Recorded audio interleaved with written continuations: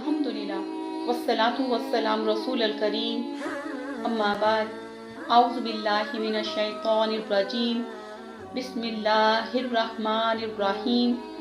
अल्लाह के नाम से शुरू जो निहायत मेहरबान बहुत रहम करने वाला है।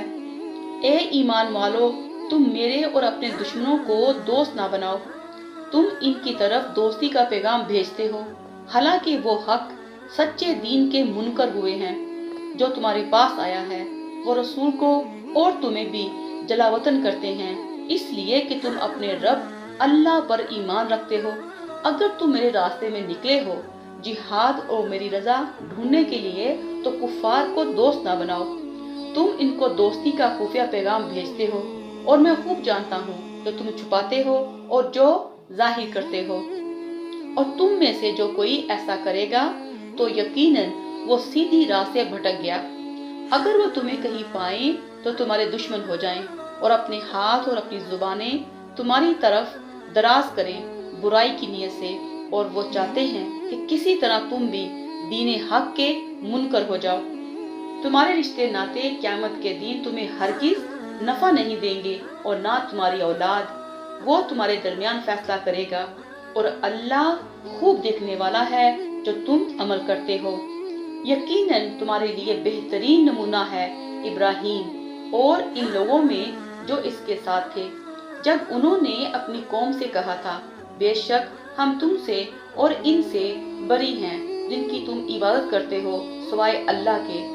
हम तुमसे मुनकर हुए, हमारे और तुम्हारे दरमियान हमेशा के लिए दुश्मनी और बुग़्ज़ जाहिर हो गया है, हत्ता कि तुम अल्लाह अकेले पर ईमान ले आओ।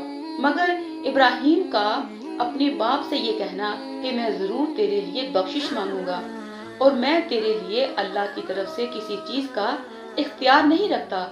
ए हमारे रब, हमने तुझी पर तवक्कल किया और तेरी ही तरफ रुजू किया और तेरी ही तरफ हमें लौटना है।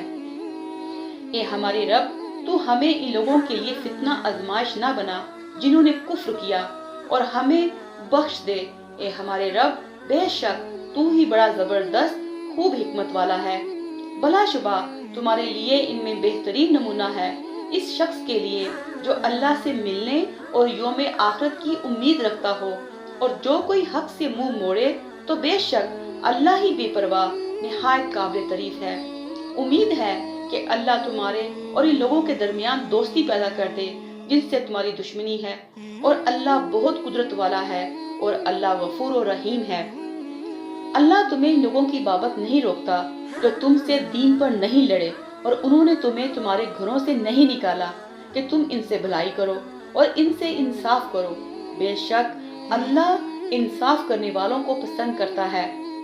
बेशक अल्लाह तो तुम्हें इन लोगों की बाबत रोकता है जो तुमसे दीन पर लड़े, और उन्होंने तुम्हें तुम्हारे घरों से निकाला और तुम्हारे निकालने में मदद की कि तुम इनसे दोस्ती करो, और जो कोई इनसे दोस्ती करे तो वही लोग जालिम हैं। ए ईमान वालो, जब तुम्हारे पास मोमिन औरतें हिज्जत करके आएं तो तुम इनका इम्तिहान लो।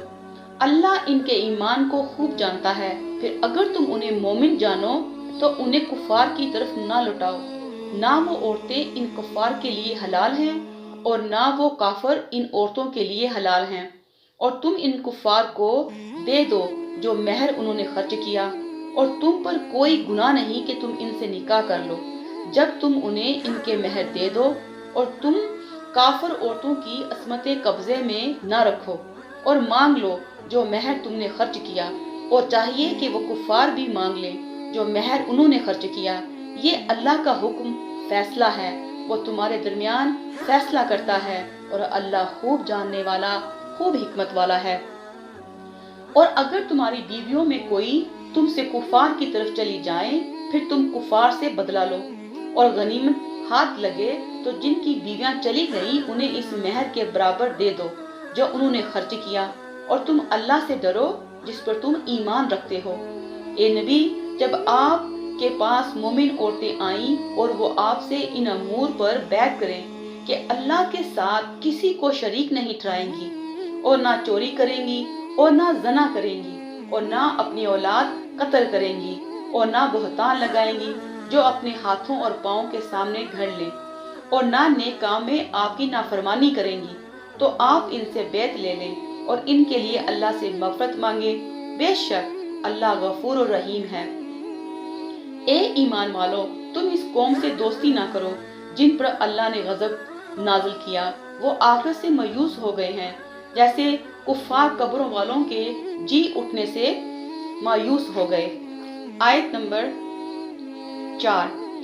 حضرت ابراہیم علیہ السلام کے حالات کے لیے سورہ انعام 81 سے 74/6 اور اس کا حاشیہ سورہ توبہ 114/9، سورہ ابراہیم اور سورہ مریم 49 سے 41/19 اور سورہ شعراء 79 سے 69/26 ملاحظہ کریں۔ آیت نمبر 10۔ مہر سے مراد شادی کے وقت دولہا کی جانب سے دلہن کو دی جانے والی رقم یا کوئی اور چیز ہے۔ یہ عورت کا ضروری حق ہے اور اس کی ادائیگی کی سخت تاکید کی گئی ہے، اور مہر آدمی کی طاقت کے مطابق ہونا چاہیے۔ اس میں محض نمود و نمائش کے جذبے سے بھاری مہر بھی ناپسندیدہ ہے، اور وسعت و طاقت کے باوجود برائے نام تھوڑی سی مقدار بھی شرعاً مہر نظر ہے۔ والسلام علیکم ورحمۃ اللہ وبرکاتہ۔